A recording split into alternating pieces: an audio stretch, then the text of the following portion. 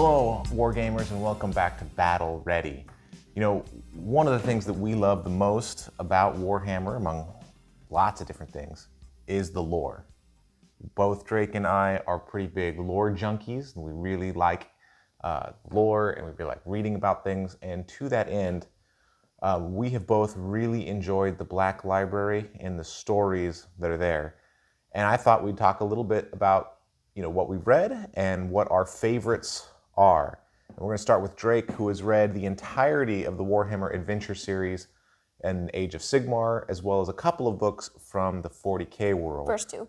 So, what do you think of the books? Amazing. Amazing. All right, why? Because it really helps us to show that there's like hundreds upon hundreds of things going on. That is one thing that's so interesting about the books. A lot of times there's these big epic battles, and we can recreate a lot of that on the tabletop. But ultimately, I've got my, a huge army. The Horde army is still going to have maybe 80 to 100 models. I mean, I know you can do more, but that's pretty hordy. Mm-hmm. And in the books, sometimes you're dealing with huge sieges, thousands and thousands of people. This whole mat would fit 1/4 of the models. 1/4. That would be in this siege. There's literally like millions. So without going into the, spoiling it for people who want to read it, what did you like about the stories? What can they expect to see in the stories? Are the characters good? Are the plots good? Is the writing good? What did you like about it? I liked that there's some amount of problem solving to get to the main problem. Okay. And they don't even discover it is a little bit before they discover the actual problem. Well, the series takes place over 6 books, right? Yes. So each book has its own problem that they face, but there's a main problem that sort of spans all 6 books, right? Yes. So that's good. Mm-hmm. And was it hard to read? Did it use too big of words? No, it did use some words that aren't like in the English book, like some names that were a little bit hard for me to understand. But that was the only thing that was a little bit hard, and even then, I got through it easy. Good. Yeah, names are sometimes a little bit weird. What was your favorite part out of the whole series? Or actually, which one is your favorite book out of the whole series? This one. Show the camera. All right, so that's the most recent one, right? Mm-hmm. Last one. Why is that one your favorite? Mainly because there's death. One of my favorite factions. Death features prominently. Mm-hmm. You see some chain rasps in there. Chain rasp, banshee. What about in the story? Are there chain rasps and banshees in the story? Yes, but mostly skeletons. Mostly skeletons. And deadwalkers. It's like zombies and stuff. Yes. That's pretty cool. You like zombies? Mm-hmm. No. How dare you fool me? There was even a Soul Blight general. Oh, so there was some Soul Blight in that book, huh? Mm-hmm. One Soul Blight, but he did span 4 and 5, or 5 and 6. That's cool. So overall, you'd give it a thumbs up? You think other kids should read it? 1 thumb up, 2 thumb up, 3 thumb ups. 3 thumbs up. For my part, I've been reading a lot of the Black Library stuff. And one thing for anybody who's interested in it, they're just stories. Like if you're looking at it and you're trying to find, relive your experience of reading Great Gatsby in high school, and you're trying to find the deeper symbolism and the meaning in all of it, that's not what these books are about. That's not what their intention. And if you're looking for that, you're going to be disappointed. But if you're looking for good stories that you can, a little adventure that you can run through in your mind as you read the books, on the whole, they've been pretty good. 2 of my favorites are actually the anthologies. Huh? I thought you were going to say White Dwarf. White Dwarf's the magazine. 2 of the anthologies of short stories that came out. The first one that I read was called Sacrosanct and Other Stories, and it sort of was in Age of Sigmar 2.0, where Death is Nagash has just done his Black Pyramid and all that. Sacrosanct was really good. And of all those other short stories, I wasn't, they go up and down. There's some that are so fantastic and some that are just good. There was only one that didn't really speak to me, and that was a Sylvaneth one about the tree people.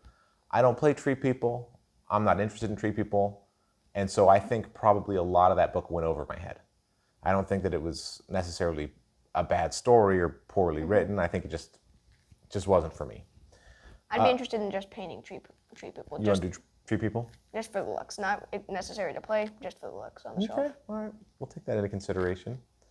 And currently, right now, I'm reading the new anthology of short stories. It's called Thunderstrike and Other Stories. 3.0, obviously. Yes, the Thunderstrike was a great little short story, little novella. Super good. And then so far, I've been reading the ones after that. There was one about Gits, and they're always awesome. I love the Git stories. Same here. There was Very one moody. about, then there was one about the Lumineth, and that was okay. It didn't, I don't know, didn't have really much of a resolution. But overall, those are really good. I'll also say that I've read Dominion, which is sort of the novel to start off 3.0. Same here. You haven't read it? Well, I've read the whole thing. I haven't read the Dominion novel, but I've read the little, like, Battle for Amberstone watch thing that. Yes, you've read Battle for Amberstone. So Dominion is a whole separate story. Yes. Oh. I don't want to be too critical of Dominion because, who knows how much of that is what the author wants to put in versus how much of that is Games Workshop saying, hey, you need to hit these elements because this is our launch title book or whatever. But it was okay. It was okay. It's a little bit hard to recommend. The characters are very flat throughout the course of the book, so there's not a lot of growth and learning. And there's one character who's very odd. It's like she's a little odd person. And so you keep waiting for her to have some sort of greater meaning in the book, and she just never does. All she's there for, she comes out of the woodwork from time to time to advance the plot a little bit. I don't know. By contrast, my favorite, I've also read Plague Garden, it was fine. I've read a couple of other books, but my absolute favorites are all by one author, C.L. Werner. I hope I'm pronouncing that right. But he wrote my favorite short story from Sacrosanct, and then he wrote a pair of novels about the Caradron, one called Iron Dragon, and the other one called Prophets of Rune. You read Iron Dragon? Yes, I have read Iron Dragon. What did you think of that one? Very shooty. Well, it's the Caradron. But that one is so interesting because you get the sense of what the Caradron life is like, where it's not quite a military, but it's also not quite piracy. It's a really interesting way that they show how the life on a Caradron ship works. And it's got a really cool story. Zinch is in there as well, or at least some Zinch cultists. And the way that they're manipulating things is also really cool to see because, he's the great changer of ways and manipulator. So you get to see a little bit about how that works in. And it has some pretty dramatic episodes. Not everyone comes out, good and clean. There are some sacrifices that are made. And overall, it's super duper good. It shows the risk and reward of a Caradron. Yes, there's a lot of risk and reward, and some people want to err more on the side of keeping things safe, and some of them want to err more on the side of pushing through to get the gold. And so you see a little bit of where that greed comes into trouble. It's pretty good. The sequel, Prophet's Ruin, is also very good. I like the Iron Dragon a little bit more. But Prophet's Ruin is also good. Same characters. They're on this sky island that sort of sucks them in, and they're trying to address that. But one of the main enemies that they have to face there is Skaven. So you've got these characters who now I know all the characters, having read them in 2 books plus a short. I think it's the same characters from the short story. Yeah, there's a short story one about Skaven. So I think knowing those characters and seeing how they deal with the Skaven threat is really fun. Plus, Skaven always read super fun, and the way they talk, they're interesting and fun to. Step kill.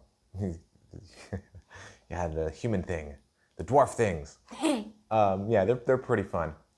And then he also wrote what might be my favorite one that I've read so far, and that's Lady of Sorrows. I don't think That's one you would probably like because it's Night Haunt focused. Yay. But the idea is there's a town that's been cursed, and they set out to, because Lady Olinda attacks it every year, or every other year, something like that.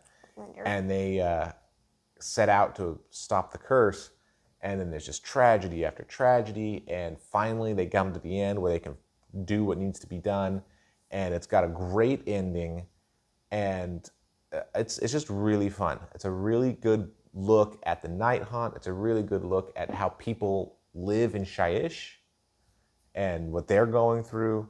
So a lot of times I really like the novels because they contextualize, in the lore books, the core rule book, battle tomes, they talk a little bit about what the different realms are like, but it's fun to see what they're like for a particular person trying to live out their existence in Excelsis or in Glim's Forge or in any of these places, and you get to see, oh, okay, I sort of see it.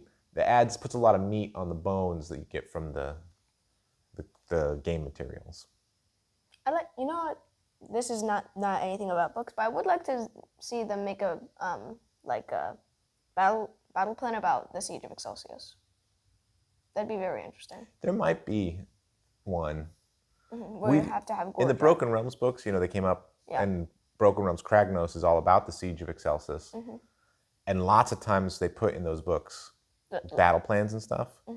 So maybe it might be in there. We didn't get the Broken Realms books, so we don't know all the details that are in them, but that could be that's in there. Yes. Well, any other thoughts about the lore? Do you like the Lorehammer world? What do you like better, the Age of Sigmar world or the 40K world when you're reading the books? AOS. You like AOS world better? Because I actually understand it. Yeah, that's one of the things about the same thing with the animations. We watched the second animation for Angel of Death, and it's good. It's really fun. But I know they are referencing things and talking about, very Space Marine stuff that is just going right over my head because I don't know that world at all. It goes right over my head a little bit less because I do sometimes read Space Marine articles. Not all the time.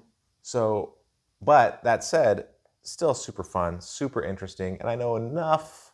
I know sort of the general gist of things that I'm not completely lost. But anyway, if you are at all interested in the worlds of Warhammer, very much consider picking up some of the Black Library things, especially if you can find something by C.L. Werner. I think he's amazing. But I do all my shopping digitally, so I can read them on my phone.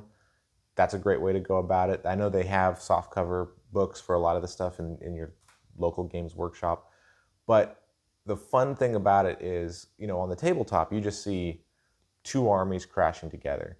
But the more you get sort of a feel for the world and the different realms and the different peoples, the easier it is to sort of see your little toy soldiers on the mat as people with personalities, as people who have got an army together, and it's easier to form that sort of headcanon about why they're fighting and that sort of thing. And it really, really enhances the narrative aspect of playing Age of Sigmar.